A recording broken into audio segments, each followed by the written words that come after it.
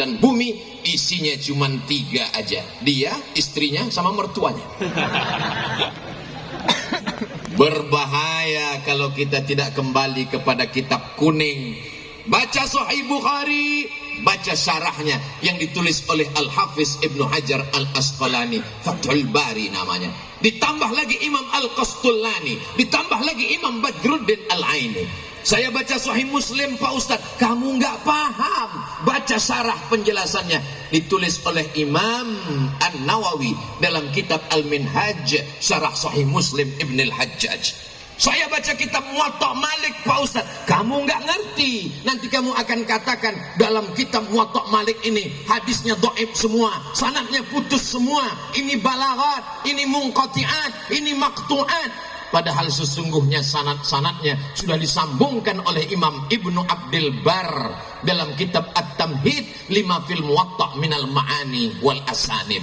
Saya membaca kitab Sunan Tirmidzi, Pak Ustadz, baca syarahnya Tuhfatul Ahwadhi. Saya baca Sunan Abi Daud, Pak Ustadz, baca syarahnya Aunul Ma'bud dan syarah yang lain. Saya baca kitab Sunan Ibnu Majah, Pak Ustadz, baca syarahnya Hasyiah As-Sindi. Saya baca Musnad Ahmad bin Hanbal, Pak Ustadz, baca penjelasan ta'liqat wa syuruhat wa tahqiqat yang ditulis oleh para ulama. Semua penjelasan itu dalam kitab kuning, walaupun warnanya kuning. Jadi pintu masuknya gimana, Pak Ustadz? Kita masuk hotel, ada kolam renang, ada tempat minum, ada tempat sarapan, ada kamar, ada tempat olahraga. Tapi satu kunci pintu masuknya adalah bahasa Arab. Dan bahasa Arab kuncinya adalah nahu, sorab, balaghah, ma'ani, bayan. Insya Allah itulah yang dipelajari selama 227 tahun. Selamat dari perpecahan, insya Allah. Jadi kalau umat ini mau selamat, tidak ada jalan lain. Selamat dari tabdi', membid'ahkan. Selamat dari tafsik, memfasikkan. Selamat dari takfir, mengkafirkan. Dia akan kembali kepada sunnah, dan sunnah itu adalah Quran, hadis. Tapi dia lupa satu lagi, al ulama warasatul anbiya. Kita kembali ke hadis. Hadis itu apa? Ma udhifa ila Nabi sallallahu alaihi wasallam min qaulin aw fi'lin aw taqririn aw sifati khalqiyatin wa khuluqiyatin min ba'di bi'satihi ila wafatihi sallallahu alaihi wasallam. Ucapan, perbuatan, ketetapan, sifat fisik, sifat bawaan sejak dia lahir, diangkat menjadi rasul sampai meninggal menghadap Allah Subhanahu wa taala. Kamu ketemu dengan Nabi? Enggak. Lalu dari mana kamu tahu sunnah? Dari Sahih Bukhari. Sahih Bukhari itu orang? Iya. Ulama? Iya. Kenapa kita ikut ulama? Tapi katanya langsung ke Quran dan sunnah? Oh iya ya. Imam Bukhari apa ketemu dengan Nabi? Tidak. Imam Bukhari meninggal tahun 256. Nabi meninggal tahun 11. Dari 256 ke 11 banyak. Jadi kalau begitu Imam Bukhari dapat hadis itu dari mana? Dari gurunya. Namanya siapa? Abdullah bin Maslamah. Abdullah bin Maslamah dapat dari siapa? Dari Imam Malik bin Anas. Malik bin Anas dapat dari siapa? Dari Abu Zinad. Abu Zinad dapat dari siapa? Dari Al-A'raj. Al-A'raj dapat dari siapa? Dari Abu Hurairah. Abu Hurairah dapat dari siapa? Dari Nabi. Bersambung sanadnya. Kalau putus di atas namanya mu'allaq. Kalau putus di bawah, di atas namanya mursal, hilang sahabat. Kalau hilang sanadnya dari penulis kitab ke atas namanya mu'allaq. Kalau putusnya berurut-urutan namanya mu'dal. Kalau putusnya tidak di atas, tidak di bawah, tidak di tengah, namanya munqati'. 2 SKS 16 tatap muka. Potong tatap muka pertama, potong mid semester, potong UAS, ujian akhir semester. Apakah mungkin belajar hadis tafsir dalam 16 tatap muka? Sementara mereka belajar Imam Malik. Apa kata Imam Malik? Aradtu kitabi hadza ala sab'ina min fuqaha'il Madinah. Aku bacakan kitabku ini kepada 70 ahli fikih kota Madinah. Kulluhum wata'uni fasammaituhu muwatta'a. Semuanya setuju dengan isi kitab Muwatta, maka aku sebut kitab ini Muwatta. Kitab hadis tertua yang dicetak saat ini, meninggal tahun 179 Hijrah. Catatan-catatan penting dari Imam Malik ke guru-gurunya bersambung sampai ke Nabi sallallahu alaihi wasallam. Al-isnad minad din. Sanad adalah bagian dari agama. Fanzuru amman ta'khudhu dinakum. Perhatikan kamu ambil sanad ilmu kamu dari siapa. Orang sekarang kalau ditanya, kamu belajar dari siapa? Dari guru saya. Siapa guru kamu? Syekh YouTube. Nama lengkapnya siapa? Tabayatubu. YouTube. Belajar di YouTube nggak apa-apa kalau gurunya ada. Sebenarnya jamaah yang hadir hari ini, mereka cuma memastikan apakah Abdul Somad itu ada. Tadi di rumah Kiai ketemu dengan beberapa adik-adik, ketemu, ini Abdul Somad yang selalu kulihat di YouTube. Memangnya ada orang di YouTube itu nggak ada di alam nyata? Ada. Anak saya selalu ngelihat dia, saya selalu ngelihat dia. Pas saya datang ke kampungnya dia nggak ada. Siapa itu? Upin Ipin. Memangnya ada di YouTube itu yang suaranya ada, orangnya nggak ada? Ada. Suaranya ada, tapi orangnya nggak ada. Siapa itu? Ya itu kalau kita tanya, Anda sedang berada di Jalan Sudirman, jangan belok kiri, terus aja. Itu suaranya ada, orangnya nggak ada. Itu mesin. Kalau dijamin orangnya ada, kita dengar kajiannya. Kalau nggak paham kita tanya ke guru, kita bisa komplain. Maka ini adalah perbuatan kemajuan teknologi membuat kita menjadi mudah untuk belajar. Bukankah dulu Al-Quran tidak ditulis di atas kertas? Al-Quran ditulis di pelepah korma, di tulang onta, di batu yang ceper. Masya Allah, langsung kertas datang. Syukuran ya. Kertas barang mewah dari Tiongkok. Mereka membuat bubur yang terbuat dari bambu. Karena negeri itu disebut dengan negeri tirai bambu. Bambunya habis dimakan oleh panda. Lalu kemudian bambu dibubur. Setelah bubur bambu dijemur, jadilah kertas. Lalu kemudian kita pun sekarang menemukan ada yang disebut dengan pulp and paper. Pulp, bubur kertas. Paper, bubur yang sudah dibuat menjadi kertas. Kertasnya kenapa warnanya kuning? Karena terbuat dari ubi yang murah. Kertas yang mahal, yang punya uang adalah orang Eropa dan Amerika. Ini termasuk kertas yang mahal. Kenapa? Karena lintar tintanya tidak luntur. Apa yang terjadi ketika kertas tidak ada? Mereka menulis Quran di pelepah korma, di tulang onta. Lalu kemudian kapan Al-Quran baru ditulis di atas kertas? Ketika 70 penghafal Quran meninggal dunia, memerangi seorang nabi palsu bernama Musailamah Al-Kadzab. Nama kampungnya Yamamah. Nama orangnya Musailamah, nama kampungnya Yamamah. Karena mikrofonnya kurang jelas, jamaah pulang ke rumah cerita. Nama nabi palsunya Yamamah, nama kampungnya Musailamah. Yang cerita serius, yang dengar ngangguk. Lalu kemudian apa yang terjadi? Ketika itu Sayyidina Umar Ibnul Khattab mengatakan, wahai khalifata Rasulillah, ini 70 penghafal Quran sudah meninggal dunia. Aku khawatir kalau penghafal Quran ini meninggal, Quran akan hilang. Kalau begitu kita mesti membukukan Al-Quran. Apa kata Abu Bakar Siddiq? Aku takut membukukan Al-Quran karena Nabi tidak pernah melakukannya, Nabi tidak pernah memerintahkannya. Sampai Allah melembutkan hati Abu Bakar Siddiq, akhirnya dia setuju karena khawatir Quran akan hilang. Maka disusunlah tim penulisan Al-Quran yang diketuai oleh Sayyidina Zaid bin Sabit sebagai sekretaris, Ubay bin Ka'ab salah seorang imam pada masa sholat tarawih yang dibuat oleh Umar Ibnul Khattab. Anak-anak muda yang gagah perkasa. Siapa Zaid bin Sabit?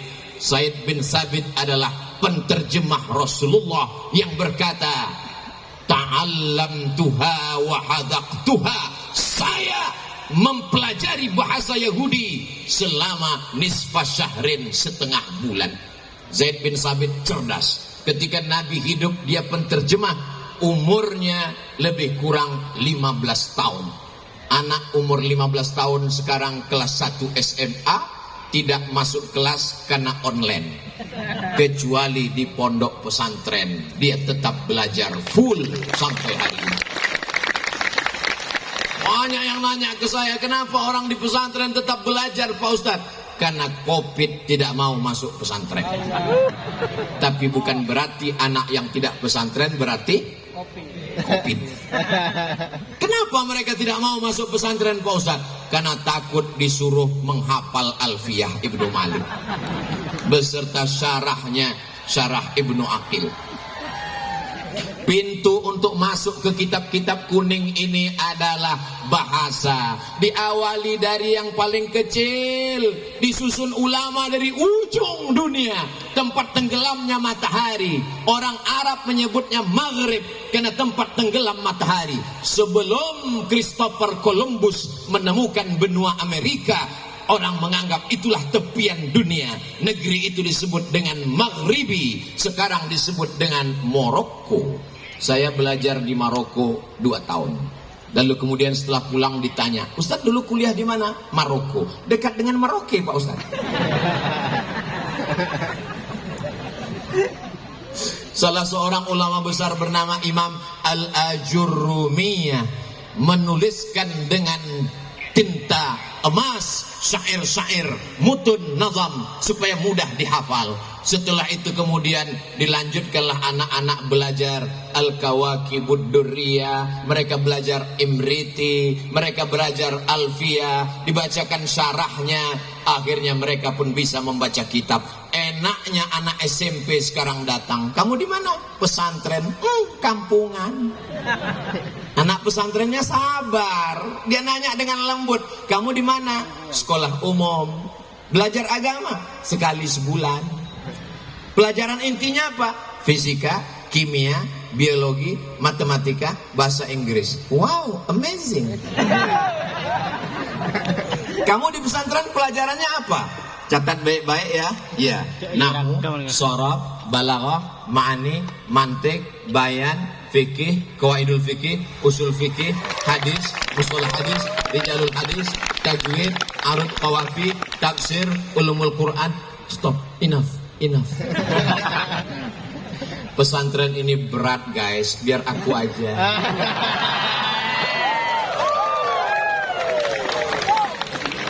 Banyak orang salah sangka, anaknya nggak lulus SMP negeri, nggak lulus SMP plus, nggak lulus SMP swasta karena mahal. Ya udahlah, masuk pesantren aja. Belum masuk pesantren aja udah error. Ditambah pelajarannya begitu banyak, hang. Cari anakmu yang paling jenius, cari anakmu yang paling pintar, cari anakmu yang paling tajam otaknya, masukkan dia ke pesantren. Tamat pesantren, dia akan menjadi Imam Al-Bukhari. Amin. Dia akan menjadi Imam Asy-Syafi'i. Dia akan menjadi Imam Al-Asy'ari. Dia akan menjadi Imam As-Suyuti. Apa kata Imam Jalaluddin Abdurrahman As-Suyuti? Hafiztu mi'atai alfa hadis. Aku hafal 200.000 hadis. Law wajadtu aktsara min dzalika la hafiztuha. Kalau aku dapat lebih dari itu, aku akan hafal juga. Ini banyak orang sekarang begitu enaknya ngomong. Imam Syafi'i manusia, saya manusia. Imam Syafi'i makan, saya makan. Imam Syafi'i nikah, saya lebih banyak. Imam Syafi'i itu tidur, saya juga tidur. Kalau Imam Syafi'i boleh baca Quran mengeluarkan hukum, saya juga bisa baca Quran dan mengeluarkan hukum. Orang yang begini jangan dimarahi, cuman tanya aja lembut-lembut sambil berbisik. Udah ngopi belum?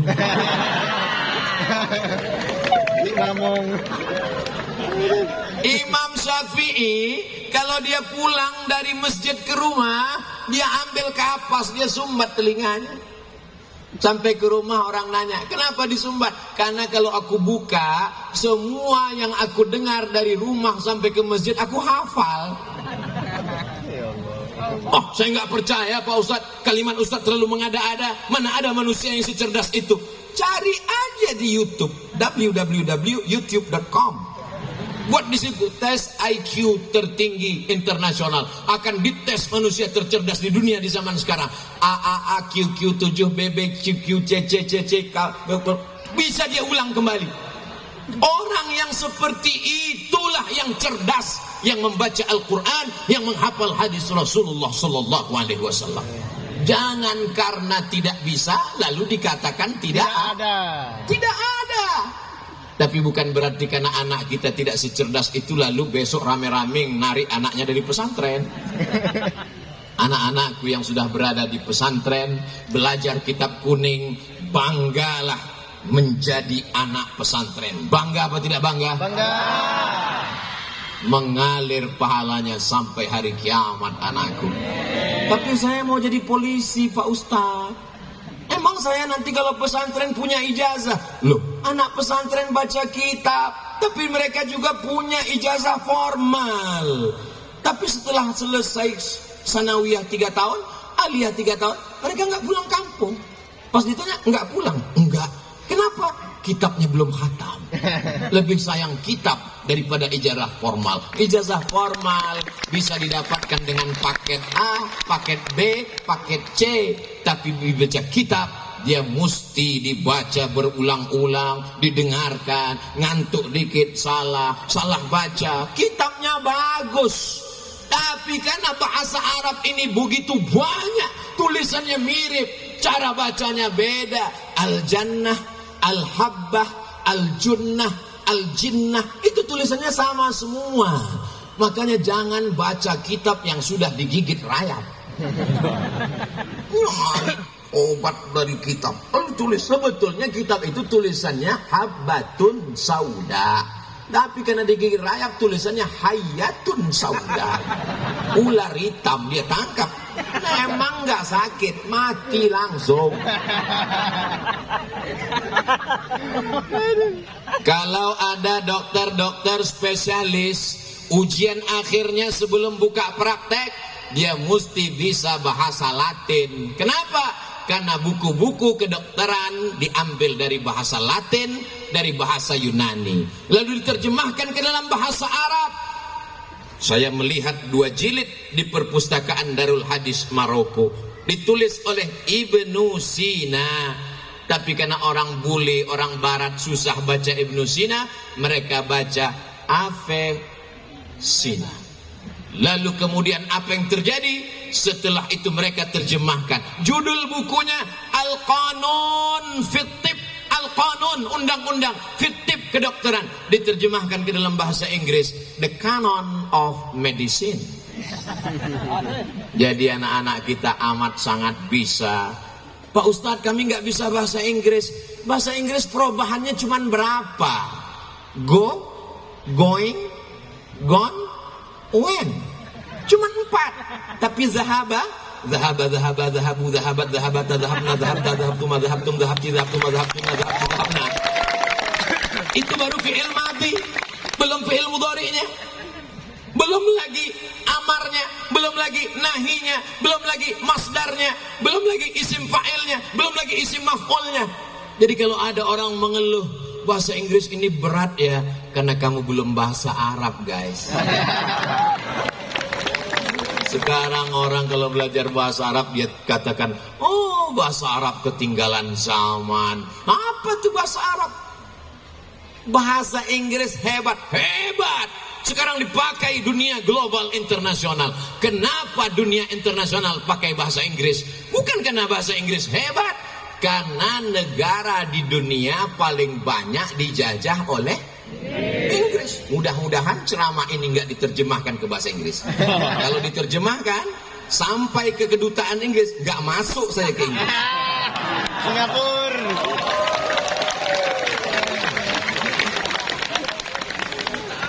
Apa maksa? Apa maknanya? Maka bahasa Arab itu disebut dengan lughatud dhadd. Kenapa bahasa bad? Karena tidak ada huruf bad. Dalam bahasa Inggris ada huruf shin. Ada? Masa ada huruf shin dalam bahasa Inggris? Ada. Mana? Workshop, shopping center, sheriff. Ada. Ada dalam bahasa Inggris huruf tha. Ada. Health. How about your health?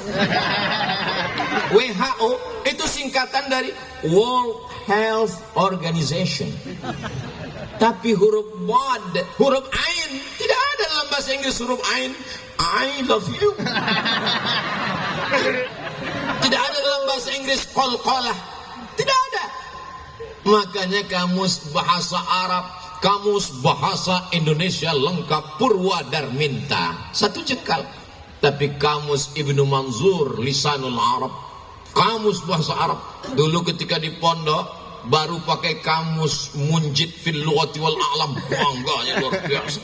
Dibawa ke masjid, sampai di masjid rupanya untuk bantal.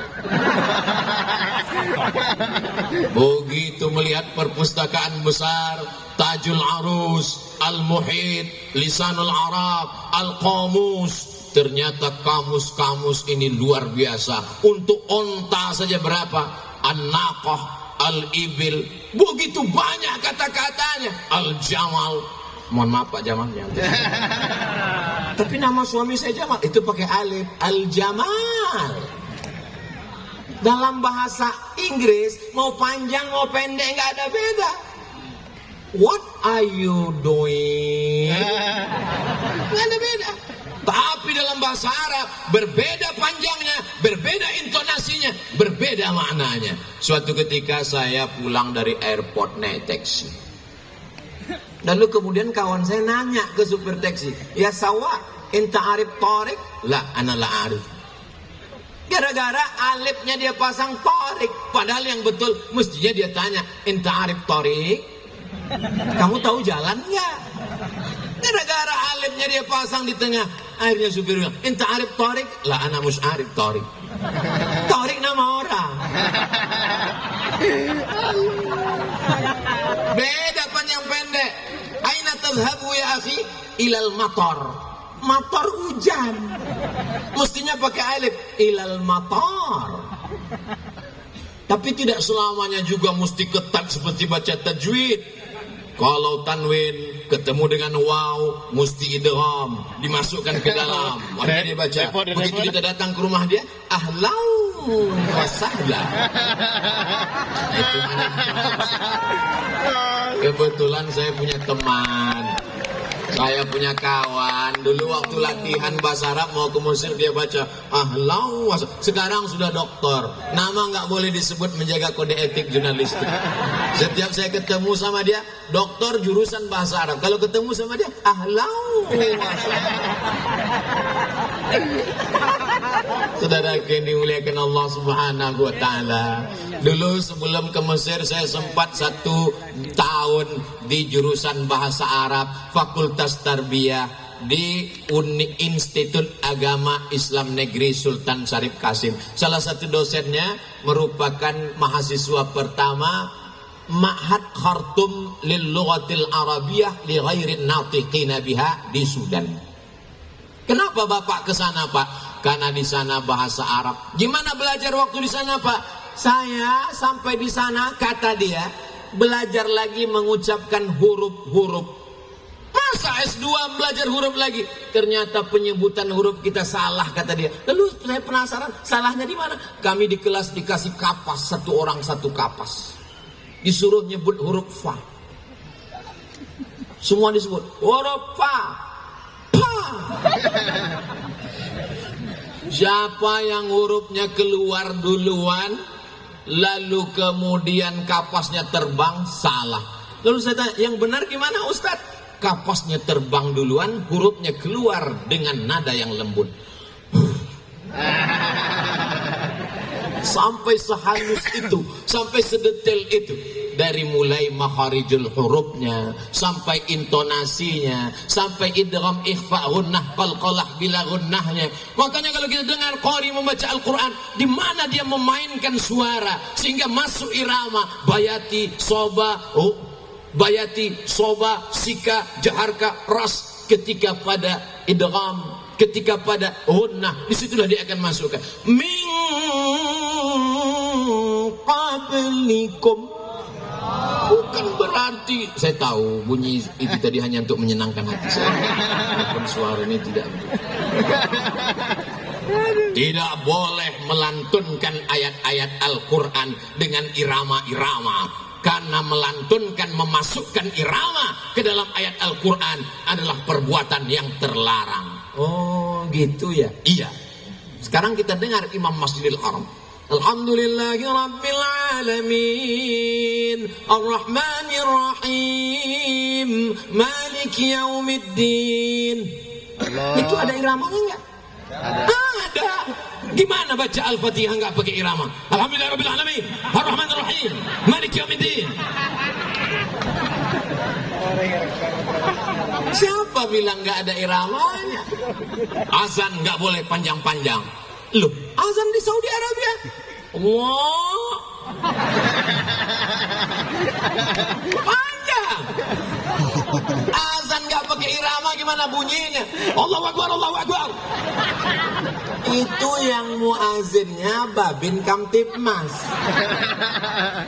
Mereka walaupun polisi, walaupun tentara, Babinsa nggak tinggal sholat berjamaah. Kalau azannya lembut, jamaahnya tidur. As-salatu khairum minan naum. Maka Pak Babinsa dengan Babim Kamtibmas dia robah iramanya. As-salatu khairum minan naum. Langsung jamaah siap. Itu dimakan apa? Anak pesantren dengan ijazahnya dia bisa jadi dokter spesialis. Apalagi kalau dia hafal Quran dia bisa dapat beasiswa. Sekarang ada namanya Bintara Santri Angkatan Darat. Dia bisa jadi jenderal. Bintang 7 jangan sakit kepala. Cukup bintang 4 saja. Ketika dia punya kekuasaan dia akan menolong agama Allah. Tapi basicnya mestilah pesantren. Saya diceritakan oleh sahabat saya, dulu kiai-kiai itu menjadi pasukan Hizbullah, menjadi pasukan pengusir tentara Jepang dan Belanda. Teriakan mereka adalah teriakan Allahu Akbar. Santri-santri dulu orang mengatakan hari kita mengusir Belanda adalah tanggal 10 November. Betul, tidak salah. Tapi kenapa orang bersemangat, berjihad, tak takut mati 10 November? Karena sebelumnya ada resolusi jihad tanggal 22 Oktober. Dari 22 Oktober ke 10 November. Pada saat itu ada perjuangan luar biasa. Ulama lah yang mengajarkan bahwa kalau kau mati, kau akan mati syahid. Sehingga mereka berjuang li'ila'i kalimatillah. Allahu Akbar. Maka Belanda lari pontang-panting, Jepang lari pontang-panting, tinggal sendalnya. Itulah disebut dengan sendal Jepang. Dan pesantren Banyuanyar, betul? Menjadi bukti sejarah salah satu rudal Belanda mendarat kemari dan mukjizat karomah. Kalau mukjizat untuk Nabi, karomah untuk wali Allah tidak meledak. Tidak meledak. Lalu apa yang terjadi? Lalu dibongkar, dibuang misiunya, dibuang kabel-kabelnya. Sekarang untuk jadi teng. Jamaah yang dimuliakan Allah Subhanahu wa taala. Karamah yang diberikan Allah kepada para wali-wali Allah untuk apa? Menunjukkan bahwa dia ada. La yazalu 'abdi yataqarrabu ilayya bin nawafil. Kalau hambaku itu mendekatkan diri kepadaku dengan ibadah sunnah, hatta uhibbah. Hadis sahih Muslim. Sampai aku cinta kepadanya. Fa idza ahbabtuhu, kalau aku sudah cinta kepadanya, fa akunu 'ainahu yubsiru biha. Aku akan menjadi matanya, dengan matanya dia akan memandang. Bukan berarti dia menyatu dengan Allah, tapi kemudian pandangannya adalah pandangan Allah Subhanahu wa taala. Tidak ada yang sulit bagi Allah. Innama amruhu idza arada syai'an ay yaqula lahu kun. Apa maknanya? Anak kita yang di pesantren baca kitab, bahasa Arab, ijazah dapat, selesai, fikihnya mantap, ngerti Quran, ngerti hadis, bisa lulus apapun. Yang paling diinginkan adalah barokah guru, barokah habaib, barokah kiai. Banyak orang berilmu tapi tidak ada barokahnya. Rezeki juga begitu, duitnya banyak tapi nggak ada barokahnya. Duit apa namanya? Duit hantu dimakan setan. Mudah-mudahan dengan majelis ilmu hidup kita jadi barokah. Anak-anak kita barokah menjadi soleh dan solihah. Istrinya barokah menjadi penyejuk mata, penenang jiwa. Saya Pak Ustadz kalau ngelihat istri itu senang sekali. Tapi kamu belum nikah, lihat istri orang Pak Ustadz. Mohon maaf ya, saya keceplosan. Masya Allah, tabarakallah. Allahumma salli ala sayyidina Muhammad wa ashghili zalimin bizalimin wa akhrijna min bainihim salimin wa ala alihi wa sahbihi ajma'in sallallahu rabbuna ala nuril mubin Ahmad al-Mustafa sayyidil mursalin wa ala alihi wa sahbihi ajma'in wa ala alihi wa sahbihi ajma'in. Mudah-mudahan dengan berselawat dosa-dosa kita diampunkan Allah, dinaikkan derajat kita di hadapan Allah, didapatkan kemuliaan, kebaikan-kebaikan, beramal soleh sesuai dengan janji Rasulullah sallallahu alaihi wasallam, man shalla alayya salatan, siapa yang berselawat kepadaku satu kali, sallallahu alaihi biha asyra, Allah balas 10 kebaikan, wa huttat anhu asyra sayyi'at, dihapuskan 10 kesalahan, wa rufi'at lahu asyra darajat, dinaikkan 10 derajat tingkatan kemuliaan. Ternyata sekarang sudah jam 9. Jadi saya mulai tausiah jam 8. Lanjut. Begitu saya cerita, nyampaikan ini, ngomong, lihat jam, udah jam 9. Ternyata ngomong di depan orang yang hatinya khusyuk itu nggak terasa 1 jam. Betul. Ustaz Somad nih basa-basi aja ngomong pelipur lara. Enggak. Dari tadi sampai sekarang saya belum ada ngelihat jam. Wallahi tallahi billahi. Saya ceramah terus baru lihat loh, sudah 1 jam. Sampai saya ragu, jangan-jangan jam ini mati. Ternyata kalau kita ngomong, orang hatinya terbuka, kita menyampaikan juga cair, tak terasa. Saya pernah tausiah, rasanya lama sekali. Menjelang buka puasa.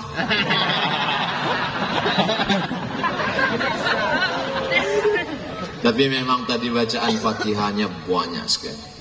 Untuk Kiai Isbat Al-Fatihah, untuk Kiai Abdul Hamid Al-Fatihah, untuk Kiai Baydawi Al-Fatihah, untuk Mbah Khalil Bangkalan Al-Fatihah, untuk para habaib, para ulama Al-Fatihah. Kenapa? Tidak ada tempat kita bersandar kecuali kepada Allah. Loh, Ustaz katanya kepada Allah. Kenapa mesti kepada tadi hamba Allah itu? Oke. Suatu ketika Khalid bin Walid kehilangan pecinya. Peci saya mana? Peci saya mana? Peci saya mana? Lalu kemudian sahabat mengatakan, peci kan banyak jual di pasar. Kenapa sibuk nyari peci? Bukan pecinya. Di dalam peci itu ada rambut Rasulullah sallallahu alaihi wasallam. Pertanyaannya, kenapa enggak langsung aja ke Allah? Kenapa melalui rambut Rasulullah? Asma binti Abi Bakar, kalau anaknya sakit, dia ambil qirbah. Qirbah adalah kulit kambing, tempat air minum. Karena waktu itu belum ada lagi tempat air minum canggih seperti sekarang. Kulit kambing dijahit, setelah itu diisi air, lalu kemudian bekas minum Rasulullah SAW itu dituangkan air, diminumkan kepada anaknya. Kenapa nggak langsung aja kepada Allah? Ya Allah, sehatkan anakku, nggak perlu pakai kirbah, ini bid'ah, wa kullu bid'atin dhalalah wa kullu dhalatin finnar. Ketika Nabi Yakub menangisi anaknya Yusuf, Nabi Ibrahim alaihissalam punya anak namanya Ishak. Ishak punya anak laki-laki namanya Yakub. Yakub punya anak laki-laki namanya Yusuf. Yusuf punya saudara namanya Yahuza. Keturunan Yahuza disebut dengan Yahudi. Jangan diterjemahkan, nanti saya nggak bisa masuk ke Palestina.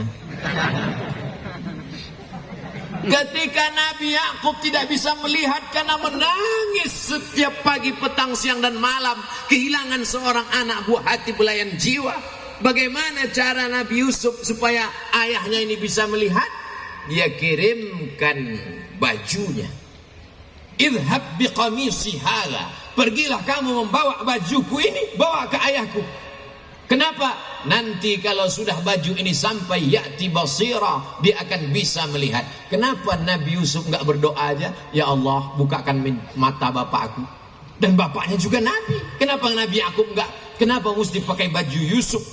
Bukankah karena baju itu dulu pandangannya hilang? Karena baju itu dilumuri dengan darah kambing, lalu dikatakan inilah baju Yusuf. Padahal itu adalah damun kadhib, darah bohong, darah dusta. Sebagaimana dulu baju itu menghilangkan pandangannya, sekarang Allah ingin menunjukkan mukjizatnya. Ketika baju itu datang sampai, apa kata Nabi Yakub? Inni la ajidu riha Yusuf, aku mencium bau semerbak anakku Yusuf. Ternyata bau manusia nggak sama. Setelah diteliti sekarang, ternyata bukan cuma cap jempol yang tak sama. Seorang ibu yang membesarkan anaknya, buah hati belayan jiwanya, 9 bulan 10 hari dia kandung. Di Pulau Madura ngandung masih 9 bulan 10 hari. Sama. Alhamdulillah. Di tempat lain sudah ekspres. Dia susukan 2 tahun lamanya, dia tahu bau anaknya, dia dapat mencium. Inilah ajidu riha Yusuf. Ketika baju Yusuf datang dia cium, lalu kemudian terbuka matanya. Kenapa tidak langsung berdoa kepada Allah? Melalui wasilah orang-orang soleh. Jadi kalau ada orang mengambil barokah dari para alim ulama, dari para habaib, dari zuriat Rasulullah, dari orang-orang yang dianggap wali Allah, yang dinyatakan wali masyhur, menyatakan ini wali Allah, dan dia mastur, dia tidak pernah mengakui dirinya, tapi orang lain mengatakannya, maka saya termasuk orang yang selalu suka mengambil barokah-barokah. Mudah-mudahan barokah ini melimpah kepada kita semua. Amin. Di mana kita bisa dapatkan itu? Di dalam kitab kuning. Idza matal insan, kalau manusia mati, begitu dalam Sahih Muslim. Tapi ada juga yang meriwayatkannya idza mata ibnu Adam, enggak apa-apa, karena memang kita semuanya adalah anak Adam. Yang tidak keturunan Adam berarti keturunan monyet. Menurut Charles Darwin. Idza matal insan, kalau manusia mati, inqata'a, putus. Lalu setelah orang meninggal ada keluarganya ngaji. Bismillahirrahmanirrahim. Yasin wal Qur'anil Hakim. Kalau baca Yasin begitu slow, pelan. Karena banyak juga orang sekarang baca Yasin cepat sekali, 120 km per detik. Turjaun. Datang orang membacakan hadis, idza matal insan, idza mata ibnu Adam, inqata'a amaluhu. Jangan bacakan lagi karena sudah putus. Yang putus itu apa? Yang putus itu adalah orang yang meninggal putus amal taklifi. Orang meninggal nggak wajib sholat, orang meninggal nggak wajib puasa, orang meninggal nggak wajib bayar zakat. Maka kalau ada orang nggak mau sholat, nggak zakat, nggak puasa, maka dia mesti mati. Apakah orang yang sudah meninggal itu tidak beramal?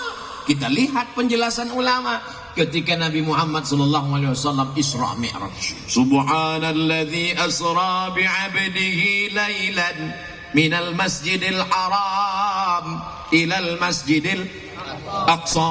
Dalam perjalanan Nabi Muhammad SAW melihat Jibril. Iya, itu apa yang terang di bawah? Itu kuburnya Nabi Musa. Nabi Musa lagi ngapain? Sholat di kuburnya. Pertanyaannya, Nabi Musa udah meninggal atau masih hidup? Sudah meninggal. Tapi katanya orang meninggal nggak beramal. In qata'a amaluhu. Itu yang sholat itu siapa? Oh, kalau begitu hadisnya dhaif. Enak aja, mentang-mentang nggak sesuai lalu hadisnya didhaifkan. Lalu Nabi pun sampai ke Masjidil Aqsa, ditambatkannya burak. Setelah itu dia sholat. Dan di belakangnya ada Nabi Ibrahim. Nabi Ibrahim jadi makmum. Di belakangnya ada Nabi Musa. Nabi Musa jadi makmum. Di belakangnya ada Nabi Nuh. Nabi Nuh jadi makmum. Pertanyaannya, Nabi-Nabi itu masih hidup apa udah meninggal? Sudah meninggal, kok sholat? Tapi katanya orang sudah meninggal putus. Maka kata ulama, di antaranya Syekh Yusuf dalam kitab Al-Mawsu'ah Al-Yusufiyah fi Adillatis Sufiyah, yang putus itu adalah amal taklifi. Dia tidak lagi sholat wajib, dia tidak lagi zakat wajib, dia tidak lagi zikir baca Quran wajib, tapi bahwa mereka beramal. Maka sesungguhnya wali-wali Allah, orang mati syahid, para nabi, mereka tetap beramal. Kalau mereka tidak beramal, tidak mungkin mereka menjawab salam kita saat lewat di makam. Assalamualaikum ya ahlad diyar minal mu'minin wa inna insyaallah bikum lahiqun yarhamullah mustaqdimina wal mustaakhirin nas'alullah lana wa lakumul afiyah. Kalau hafal panjang, kalau nggak hafal gerak-gerakkan aja mulut.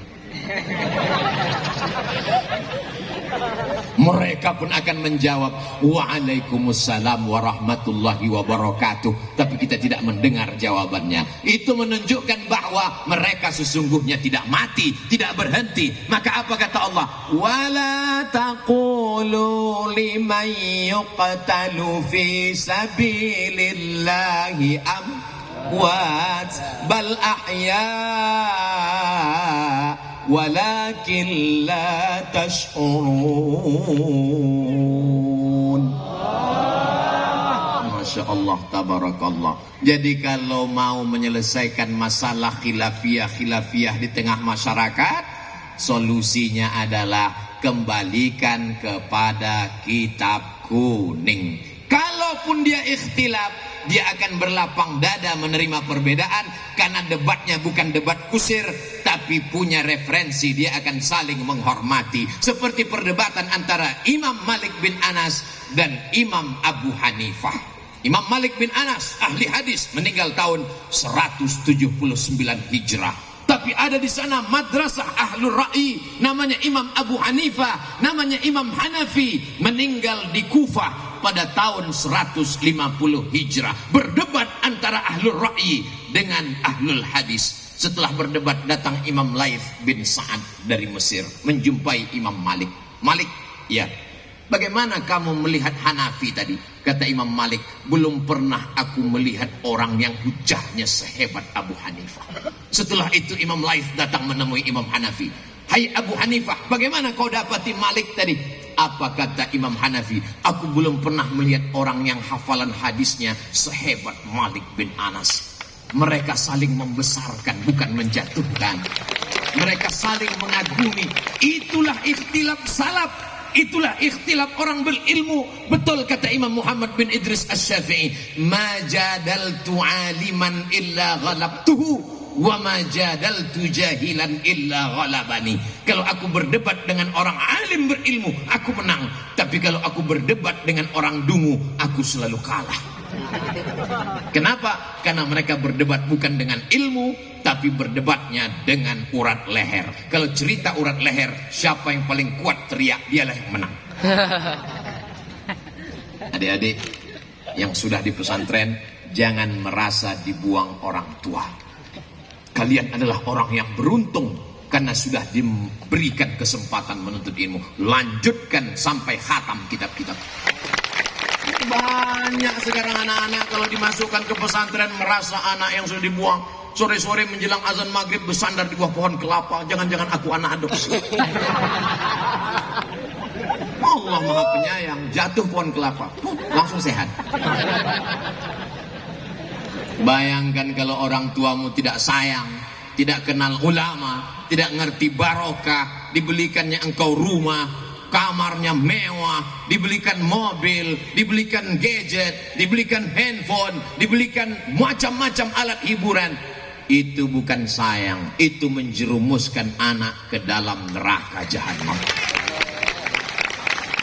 Kalau sayang dengan anak, maka hantarkan dia ke pesantren, kenalkan dia dengan kiai. Kiai, ini anakku. Sebagaimana dulu Ummu Sulaim datang membawakan Sayyidina Anas bin Malik kepada Sayyidina Muhammad sallallahu alaihi wasallam. Ya Rasulullah, mereka kaya memberikan tanahnya, mereka kaya memberikan sumurnya, mereka kaya memberikan dinar, dirham, emas, peraknya. Aku wanita biasa, yang kuserahkan adalah anakku. Lalu anak itu pun didoakan Nabi. Apa kata Nabi sallallahu alaihi wasallam? Allahumma aktsir amwalahu wa auladahu waj'alhu min ahlil jannah. Banyakkan hartanya, banyakkan anaknya, jadikan dia penghuni surga.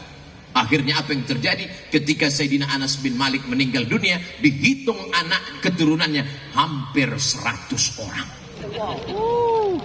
Tapi tidak ada disebut di situ Allahumma aktsir amwalahu wa auladahu wa azwajahu. Enggak perlu, karena itu sudah automatically.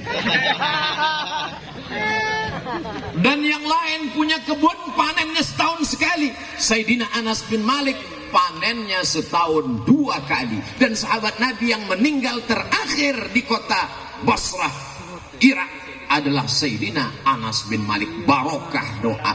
Jadi kalau kita kitabnya mungkin kurang lancar, ngajinya mungkin kurang kuat, tapi insya Allah bi barokati kiai, barokah habaib, barokah guru, insya Allah kita dapat itu, insya Allah. Amin.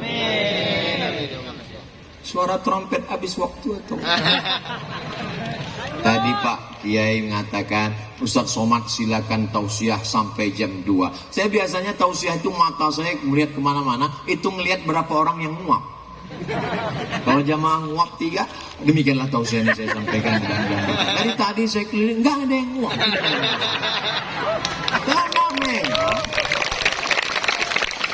ini santri wali santri, orang-orang yang biasa dengar pengajian, Pulau Madura negeri yang religius, ditambah lagi barokah para habaib, para kiai, para guru kita.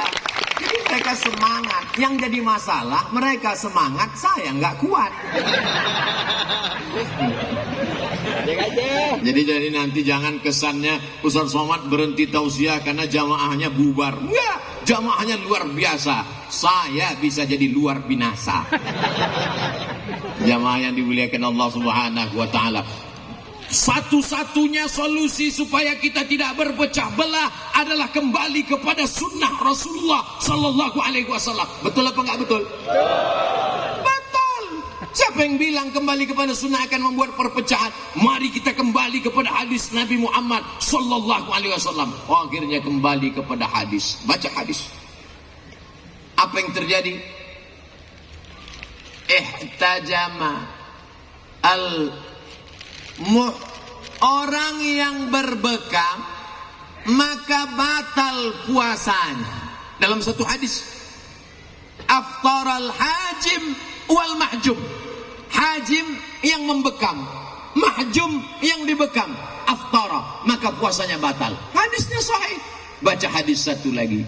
Ihtajama Rasulullah sallallahu alaihi wasallam wa huwa shaim.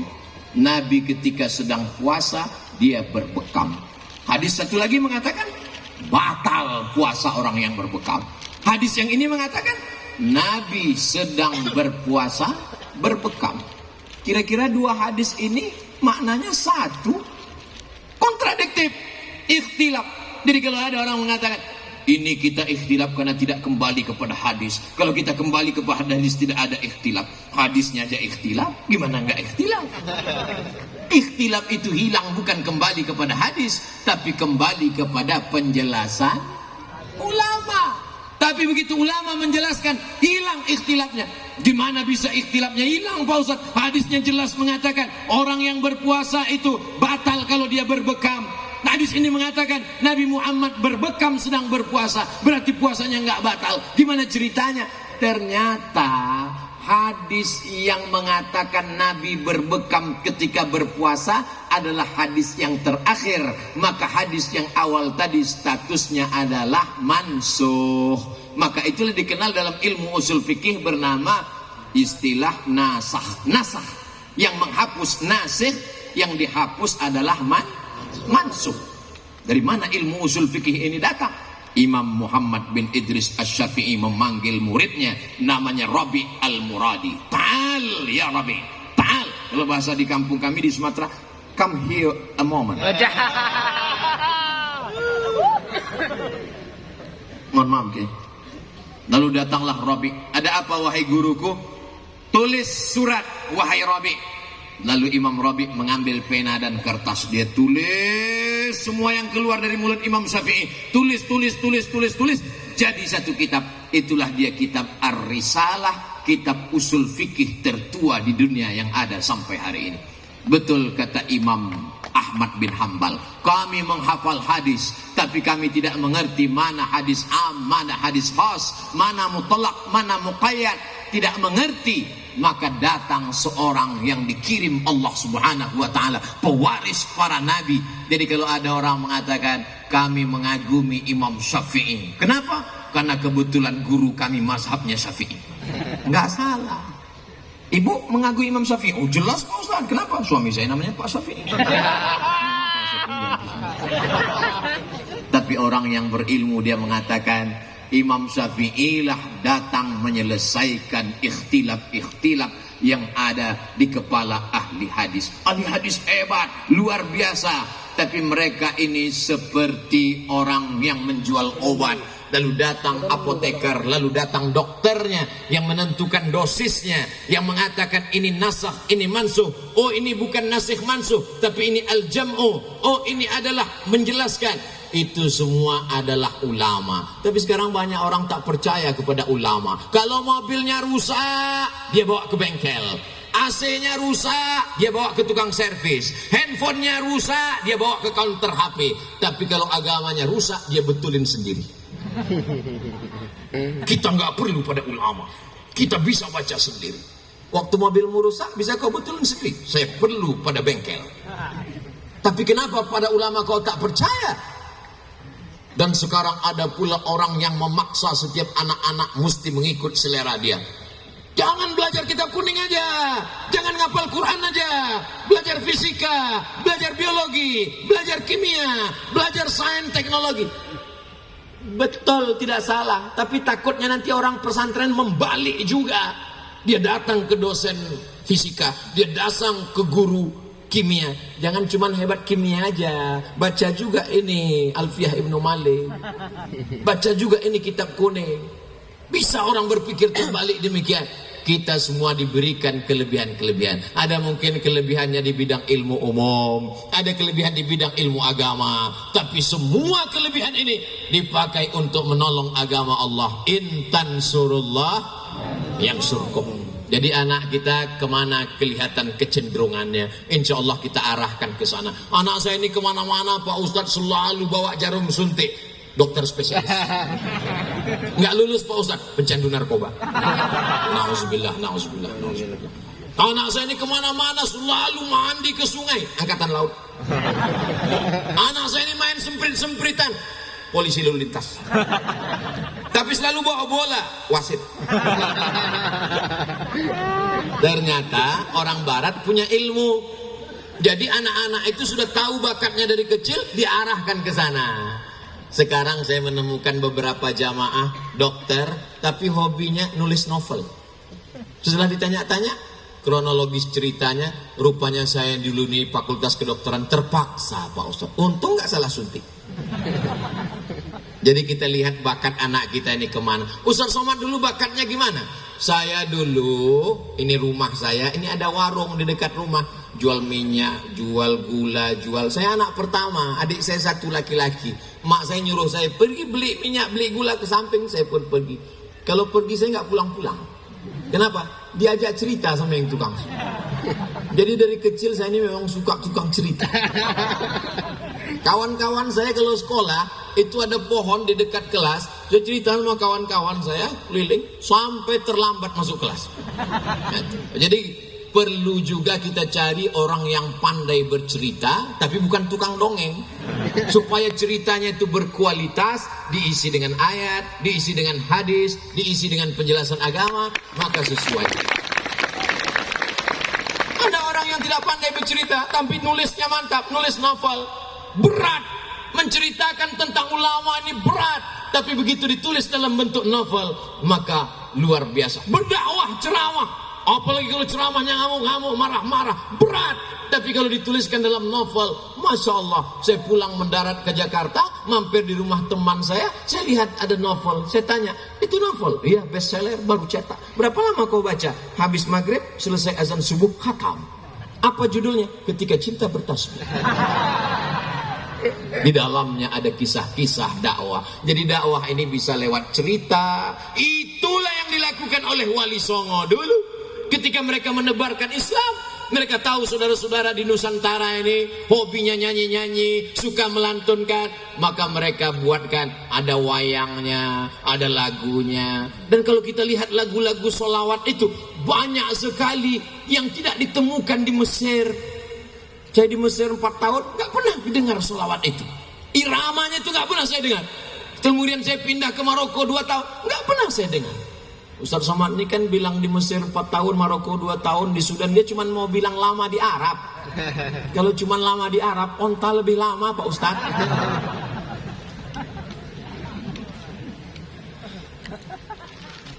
Salatullah, salamullah ala taha rasulillah. Salatullah, salamullah ala yasin habibillah. Tawassalna bi bismillah wa bil hadi rasulillah wa kulli mujahidin lillah bi ahlil badri ya Allah. Salatullah, salamullah ala taha rasulillah. Salatullah, salamullah ala yasin habibillah. Tawassalna bi bismillah wa bil hadi rasulillah wa kulli mujahidin lillah bi ahlil badri ya Allah. Irama itu tidak pernah saya dengar sekalipun. Itu murni kreasi orang kita. Tapi masuknya bukan dalam ayat Al-Quran, dalam sholawat, oke. Dalam lantunan nasyid tidak masalah. Ada orang lagu Melayu dia masukkan, nggak apa-apa. Tapi kalau sampai dimasukkan di dalam azan, dimasukkan dalam ayat Al-Quran, takalluf, merubah makna, walaupun bayati sobasi kana awan jaharka, tapi kalau dimasukkan merusak makna, maka ulama mengharamkannya. Iyyaka na'budu. Tanyalah kepada qori-qori kita. Itu semua sudah diatur oleh para ulama.